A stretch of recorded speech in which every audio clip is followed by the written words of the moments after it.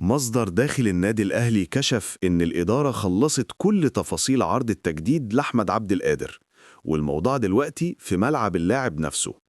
الأهلي قدم لعبد القادر عرض مالي بقيمة ما يقرب من 17 مليون جنيه في الموسم، وكل البنود المالية اتقفلت خلاص. الإدارة عملت اللي عليها.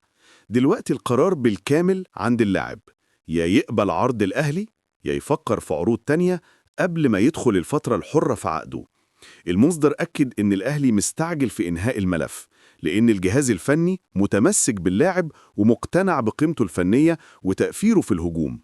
لكن لحد اللحظة مفيش إشارة رسمية من عبد القادر بالموافقة، ولا حتى رفض واضح، وكل السيناريوهات مفتوحة. الأهلي بيتابع موقف اللاعب لحظة بلحظة، ومستعد يسمع أي طلبات إضافية لو عبد القادر عايز يعدل الشروط قبل ما يوقع. الخلاصة: ماتش تجديد العقد بين الأهلي واللاعب اشتعل، والأيام الجاية هتحسم هل عبد القادر هيبقى ولا هيقرر يفتح صفحة جديدة بره القلعة الحمراء.